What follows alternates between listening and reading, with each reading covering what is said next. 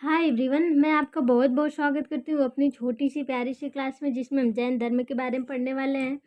इसके पहले हम बौद्ध धर्म को देख चुके हैं और वैदिक एज इन सब के बारे में हम देख चुके हैं, और हम एक 60 रिवीजन के द्वारा पूरे इतिहास भूगोल का हम मतलब कि सीरीज जो हमारी चल रही, ये जो हमारे एसएससी एग्ज़ाम होने वाले हैं और जो हमारे आरआरबी एनटीपीसी ग्रेजुएट लेवल का एग्ज़ाम है, उसके पहले हम ये पूरी की पूरी सीरीज ख़त्म कर देंगे। ठीक है, तो आज की वीडियो में हम जैन धर्म के बारे में पढ़ाने वाले हैं। ठीक, तो जैन धर्म में तीर्थंकर होते हैं, जो टोटल कितने तीर्थंकर हैं, तो टोटल 24 तीर्थंकर हैं। ठीक है, जो हमारे पहले तीर्थंकर थे कौन थे? ऋषभ देव जी, ऋषभ देव। और जो 22वें अरिष्टानेमी, देखिए सभी लोग के बारे में हमें नहीं पढ़ना है। ठीक, जो इम्पोर्टेंट है जैसे ऋषभ देव जी, अरिष्टानेमी और पारसनाथ जी, इन सब के बारे में पढ़ना है। और दो लोग हैं, जो ऋषभ देव और 22वें जो अरिष्टानेमी जी हैं, इन लोग का नाम कहाँ पे उल्लेखित है? तो हमारे वेदों में। ठीक, एग्जाम में पूछता है। ठीक है, तो अब देखिए, जो हमारे फर्स्ट हैं ऋषभ देव जी, इन्हें जैन धर्म का संस्थापक माना जाता है। मतलब जैन धर्म के संस्थापक यही है। इनका जन्म कहाँ पे हुआ है? तो इनका जन्म अयोध्या में हुआ है। और इनका प्रतीक क्या है? तो इनका प्रतीक बैल है। ठीक, इसके बाद 22वां कौन है? तो 22वां हमारे अरिष्टानेमी जी हैं। फिर 23वें कौन है? तो पारसनाथ जी, पार्श्वनाथ है। और देखिए, जो पार्श्वनाथ है, इनका जन्म कहाँ पे हुआ था? तो इनका जन्म वाराणसी में हुआ है। और इनका प्रतीक क्या है? तो इनका प्रतीक सर्प है। ठीक, कौन कौन दो लोग हैं जिनका वेदों में नाम वर्णित है? तो एक ऋषभ देव जी, अरिष्टानेमी जो 22वें, और 23वें कौन है? पार्श्वनाथ। इसके बाद आते हैं मेन इंपॉर्टेंट, जिसके बारे में पूरा वीडियो बना है, जो हमारे हैं कौन? महावीर स्वामी जी, जिनका बचपन का नाम वर्धमान था। ठीक, तो इनको मुख्य संस्थापक कहा जाता है। किसका? जैन धर्म का। ये कौन से तीर्थंकर हैं? तो ये 24वें तीर्थंकर हैं। ठीक है, तो इनका जन्म कहाँ पर हुआ था? इनका जन्म 540 बीसी में कुंडग्राम, वैशाली, बिहार, जो बिहार स्टेट है, वहाँ पे हुआ था। इनका प्रतीक क्या है? तो इनका प्रतीक सिंह है, मतलब कि शेर। ठीक है, और इनको मोक्ष मतलब मृत्यु कब मिली थी? तो 468 बीसी, जो पावापुरी बिहार शरीफ, मतलब ये भी बिहार में हुआ था, पावापुरी में। और इनका जन्म कहाँ पे हुआ था? तो कुंडग्राम, वैशाली, ये भी बिहार में। ठीक है, इनके पिता का क्या नाम था? तो इनके पिता का नाम सिद्धार्थ था, जो जातक वंश के क्षत्रिय थे। इनकी माता त्रिशला देवी। और इनकी पत्नी का क्या नाम था? तो इनकी पत्नी का नाम यशोदा था। ठीक है, और इनकी बेटी अनुजा, मतलब कि प्रियदर्शनी नाम था। इनके जो प्रथम शिष्य थे, इनके दामादी थे, उनका नाम जमाली था। ठीक, इन्होंने गृह त्याग कब, मतलब किस एज में करा था? तो इन्होंने गृह त्याग 30 उम्र की अवस्था में करे थे। इनके साथ एक और लोग भी थे, एक लोग और थे, मखली कौशल। इन्होंने अब फिर ये लोग साथ में थे, फिर इन्होंने अपना अलग मार्ग बना लिया, मतलब अलग समुदाय बना लिया। मखली दर्शन इनका कौन सा था? तो वो था आजीवक समुदाय। आजीवक समुदाय कौन बनाए थे? तो जो इनके साथ गृह त्याग किए थे, कौन? मखली गोशाल। ठीक है, इसके बाद इनको 42 वर्ष की अवस्था में साल वृक्ष के नीचे रिजुपालिका नदी किनारे इन्हें ज्ञान की प्राप्ति हुई, जिसको कैवल्य कहते हैं। और जो पूर्ण ज्ञान की प्राप्ति होती है, वो क्या कहलाता है? तो वो केवलीन कहलाता है। जिनको पूर्ण ज्ञान की प्राप्ति हो जाती है, वो केवलीन कहलाता है। ठीक है, और जितेंद्रिय किसे कहते हैं? तो जितेंद्रिय किसे कहते हैं? तो जिनको अपने इंद्रियों पर विजय प्राप्त कर लिया, तो इनको कहा जाता है जैन धर्म को जितेंद्रिय, मतलब कि सॉरी, जो इनको क्या थे, वो महावीर स्वामी जी थे, इनको जितेंद्रिय भी कहा जाता था। ठीक, इन्होंने अपना प्रथम उपदेश कहाँ पे दिया था? तो पावा में। और जो गौतम बुद्ध जी थे, वो अपना प्रथम उपदेश कहाँ पे दिए थे? तो सारनाथ में दिए थे, वाराणसी में। ठीक है, और ये बिहार में। तो अब इसके बाद आगे देखते हैं, इनके कुछ दर्शन थे। ठीक, 3 दर्शन, इन्होंने 3 दर्शन दिए थे, जो किस लैंग्वेज में दिए थे? तो ये पाली लैंग्वेज में दिए थे। पाली लैंग्वेज, सम्यक ज्ञान, सम्यक दर्शन, सम्यक चरित्र, मतलब ज्ञान के बारे में, दर्शन के बारे में, चरित्र के बारे में। ठीक, ये पाली भाषा में दिया गया था।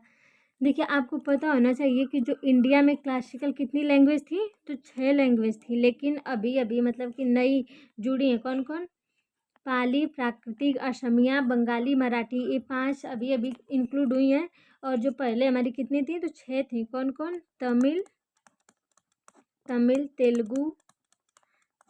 तेलुगु, फिर इसके बाद संस्कृत, कन्नड़, एक मलयालम, इसके बाद एक और थी, कौन? उड़िया।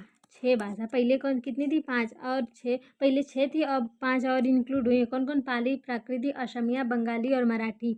और इनका जो जैन दर्शन मतलब इन्होंने किस भाषा में दिया था? तो इन्होंने पाली मतलब प्राकृतिक भाषा में इन्होंने बताया था। ठीक है। 5 जीवन के सिद्धांत दिए थे। जीवन के सिद्धांत मतलब जीवन जीने का सिद्धांत इन्होंने 5 दिया था। अहिंसा मतलब हिंसा नहीं करना है। सत्य बोलने के लिए। अस्तेय मतलब चोरी नहीं करना है। और इसके बाद ब्रह्मचर्य मतलब कि ब्रह्मचर्य का पालन करना है। मतलब ब्रह्मचर्य मतलब समझिए जो शादी वादी नहीं करना है। फिर इसके बाद अपरिग्रह मतलब कि भौतिक वस्तुओं और लोगों स्थानों से अलग हो जाना है। मतलब कि ना आपको ज़्यादा खुश होना है, ना आप ज़्यादा दुखी हो सकते हैं। मतलब आप हमेशा आनंद की स्थिति में रहेंगे। ना किसी के मिलने का दुख, ना किसी के जाने का खुशी। हमेशा मौज ही मौज। ठीक है। ठीक है। सॉरी मतलब कि आप कांस्टेंट रहेंगे। मतलब कि एकदम कांस्टेंट हो जाएंगे। अपरिग्रह मतलब भौतिक दुख, भौतिक सुख, भौतिक वस्तु से कोई आपको सुख दुख नहीं मिलने वाला है। ठीक है। मौज ही मौज। ठीक। इसके बाद आते हैं कौन कौन से थे? 5 अहिंसा, सत्य, अस्तेय और ब्रह्मचर्य और एक अपरिग्रह। परिग्रह मतलब भौतिक सुखों से दूर, मतलब कि दुख मतलब दूर ही समझिए। ठीक है। इसके बाद हम देखते हैं इसमें दो संगति हुई थी। एक 298 BC में इसको किसने कंडक्ट कराया था? तो बिंदुसार द्वारा। यही में 12 अंग संकलित कराए थे। और इसको इसकी अध्यक्षता कौन करी थी? स्थूलभद्र करी थी। फिर सेकंड कहाँ पे हुई थी? तो वल्लभी गुजरात में हुई थी। ठीक है। तो भागों में बट गए थे, एक दिगंबर और एक श्वेतांबर। दिगंबर में क्या होता था कि इसमें वस्त्र धारण नहीं करना है। जैसे इसको चंद्रगुप्त मौर्य और भद्रबाहु जो स्वर्णबेला मतलब कर्नाटका में चले गए थे, संलेखना विधि द्वारा इन्होंने अपना क्या किया था? प्राण त्यागा था। ठीक है। संलेखना विधि मतलब उपास करके मृत्यु मिली थी। और एक श्वेतांबर होते हैं जिन्हें श्वेत कपड़ा पहनना था। जैसे कि स्थूलभद्र इन्होंने ही पहली मतलब कि जो कंडक्ट कराई थी, जो पहली जन संगति हुई थी। ठीक है। और इनका कारण इन्हीं के कारण जो मगध में क्या हुआ था? अकाल पड़ा था। तभी जो मगध में अकाल पड़ा था। इसके बाद ये लोग जो चंद्रगुप्त मौर्य थे और भद्रवाही ये लोग कहाँ पे चले गए थे? कर्नाटका में। वहाँ पे इन्होंने संलेखना विधि द्वारा क्या करे थे? तो अपना मतलब संलेखना विधि द्वारा मृत्यु को प्राप्त हुए थे। ठीक है। इसके बाद जैन धर्म की कुछ वास्तुकला है। जैसे गोमतेश्वर बाहुबली की मूर्ति मतलब कहाँ पे है? कर्नाटका में, स्वर्ण बेलगोला में। फिर इसके बाद राकट कुछ गुफा है जैसे हाथी गुफा कहाँ पे है? खारफेल उड़ीसा में। फिर उदयगिरी खादानगिरी कहाँ पर है? ये भी उड़ीसा में है। फिर दिलवारा जैन मंदिर ये भी राजस्थान में, माउंट आबू राजस्थान में।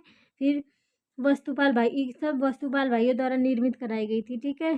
फिर देखिए जो हमारे जैन धर्म के कितने रूलर थे जो इसको माने थे मतलब अनुयायी। तो चंद्रगुप्त मौर्य थे, बिंदुसार थे, बिंदुसार और बिंबिसार दोनों लोग अलग हैं। ठीक है। चंद्रगुप्त मौर्य थे, बिंदुसार थे, बिंबिसार थे और अजातशत्रु थे। जो हमारी अजातशत्रु जो ये क्या कर रहे थे? जो हमारी पहली उसमें जो बौद्ध धर्म संगति हुई थी एक से अजातशत्रु। सॉरी यार हिंदी में बड़ा आप लोग ध्यान देते हैं। ठीक। मेरी हिंदी थोड़ा कमज़ोर है। ठीक। ए के। ठीक है। तो पहले थे अजातशत्रु